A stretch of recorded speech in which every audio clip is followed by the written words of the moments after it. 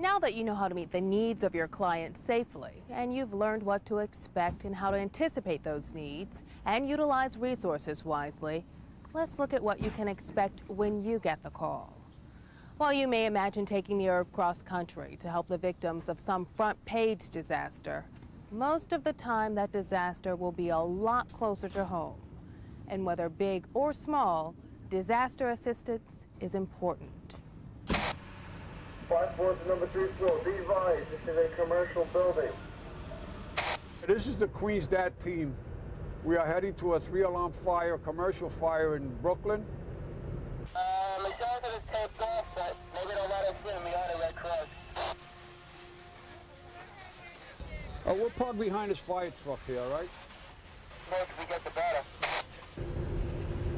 We respond to all types of jobs, meaning fires, floods, building collapses. And what we do, our main concern is to take care of clients, make sure that they're safe.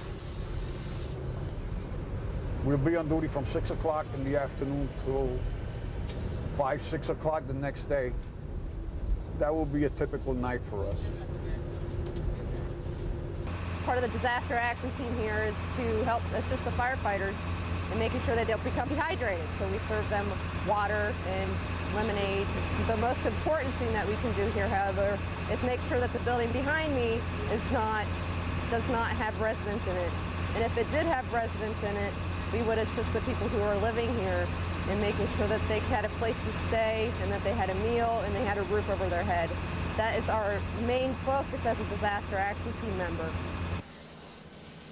Whether it's responding to fires, to hazardous material accidents, or assisting municipal emergency services, ERVs are most frequently deployed locally. And ERVs participate in drills and appear in local public events. In this way, ERVs promote the Red Cross. In the public eye, they have come to represent the American Red Cross, keeping the promise, we'll be there. These days, the media seems to move faster than ever. No sooner does something happen than the TV cameras are there covering it. There before almost anyone else. Almost.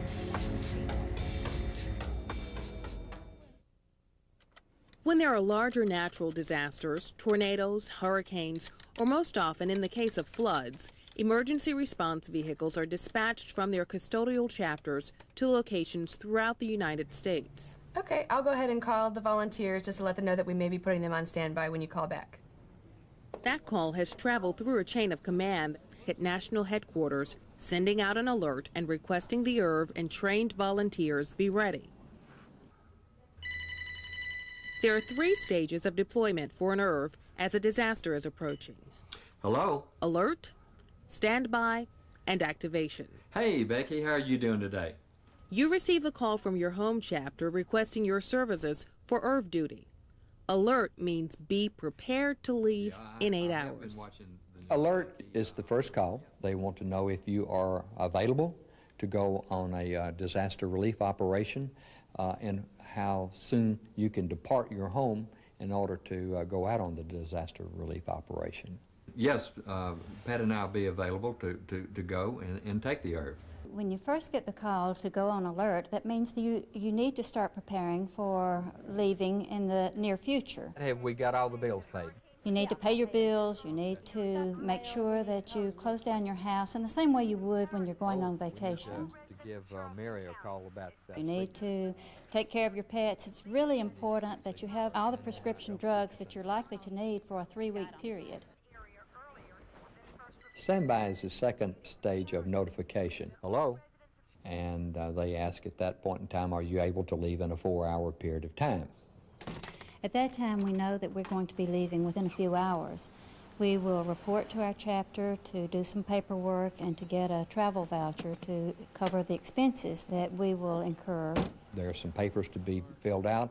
Also, we will pick up our assignment folder. It will give the disaster relief number on it and to whom we will be reporting to at what location. Activation means go. You'll need to prep and thoroughly inspect the ERV before leaving. Inside tire is 79. That's okay. From a safety point of view, we want to make sure that ERV is in good shape when it leaves, because sometimes we've got several hundreds of miles to drive before we get to the disaster relief operation. It's got to be in excellent shape when we get there, because we want to give good quality mass care service to our clients.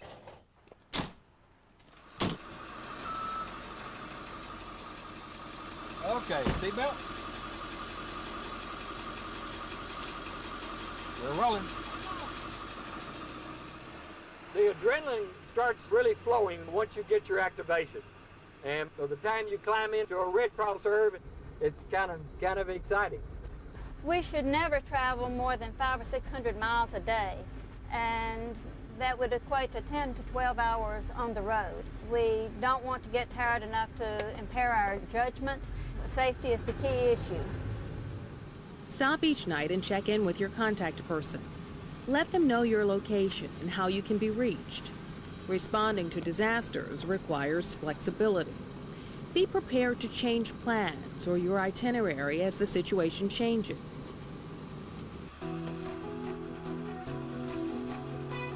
When you get to the disaster relief operation, check into headquarters.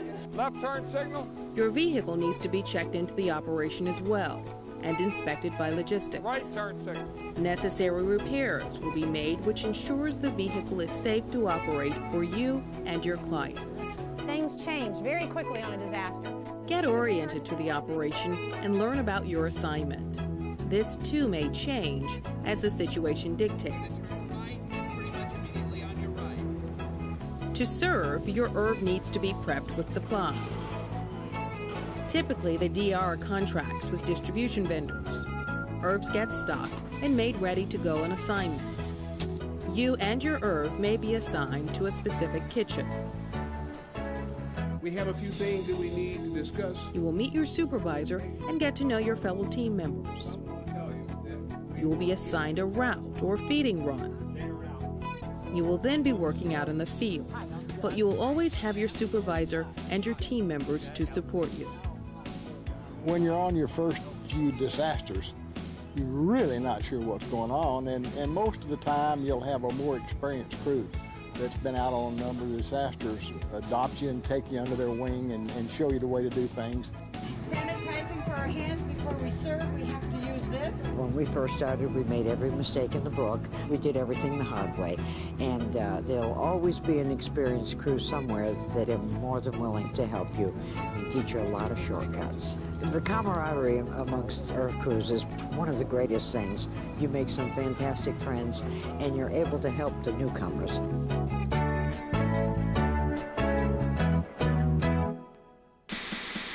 Jeff, if you can turn and show us a shot of some of these trucks here. This is an amazing thing. The trucks that you have involved. These are our emergency response vehicles, or ERVs. Disasters attract public attention, and ERVs attract the media. ERV teams are particularly interesting to the press because the ERV many times symbolizes the Red Cross and its efforts in helping people affected by disaster. Well, come on in. Feel free. The media helps us get the story out about the services the Red Cross provides, about the need for more volunteers, and for financial support and contributions. So we can load up and go out and feed anywhere from 100 to hundreds of people in a day's time. Really? As far as the media is concerned, anyone from the Red Cross is a spokesperson. With a big Red Cross logo on the ERV and the spotlight on you, the information you deliver and the impression you make will influence how the public perceives the Red Cross. This particular unit right here is the mainstay of the Red Cross. In your answers, be courteous, be clear, stick to what you've seen and done. When the ERV first comes into an area, the media is going to be attracted to it, and they're going to ask you a lot of questions, and you are the spokesperson for the American Red Cross. Once you're on a disaster site, you would provide the most basic information to the press, such as the number of clients that have been served or have been affected by the disaster. Best rule of thumb is, if you don't know the answer, refer it to your public relations officer. And lastly, wear Red Cross ID. People watching it will see it, know who we are, and whom to support. Good job. Thank you. It's time to go home. Sometimes you've completed your assignment, but the operation continues. Therefore, you may go home while the ERV stays on. If the operation is over, you may take the ERV home, or you may be asked to take another ERV back. Understand it's important to remain flexible. Don't drive off without out-processing yourself and the vehicle. Report to logistics for final inspection. Remember to clean and sanitize the ERV before reporting to logistics. Before leaving, get good directions, a map, and the name and number of the person at the chapter who will meet you when you arrive. Okay, this one's ready to roll. Remember, you've worked hard and long on your assignment. So on your trip home, don't drive too long or after dark. Get yourself and the ERV home safely. We've given you a lot to absorb about ERV work. There's more information in your workbook. And there are experiences in store for you in the field while working on a disaster. Like all services in the American Red Cross, this is a commitment. ERV work can be hard work, but it promises to be rich and rewarding too. When you're out there, remember the 3 C's. Be careful, be compassionate, and use common sense. We'll see you on the next operation.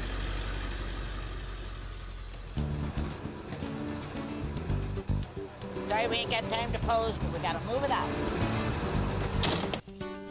There's an old saying among ERV crews that strangers come together and we're friends in one day, family in two. And that's about the way most ERV crews feel. And part of that family is that vehicle that they're driving. They love that ERV. It's something that kind of grows on you. It gets to be a habit. I can't tell you why. Until you can go out in one of those areas and look in the eyes of those people that need us, then you can answer that question for yourself. Mass care and working out of the ERV window is one of the most rewarding jobs you can have. To me, the reward is the gratitude in their eyes when they come to the windows or when they hug us as we come out of the back of the ERV. They want somebody to help them, and that's what we do. It's very rewarding. It really is. It's just heart-touching and heartbreaking to see people in the need like this, but there's a lot of love spread throughout this tragedy. I've seen a lot of love these 2 days I've been working. I have 2 grandchildren that ride the bus past the Red Cross, and they're always saying, "My grandma drives that truck." And it embarrasses their mother because everyone on the bus turns around to see what truck their grandma drives. My expectations are beyond anything I would have ever imagined. If ever I felt like a worthwhile human being, it's being with the Red Cross and driving the ERV.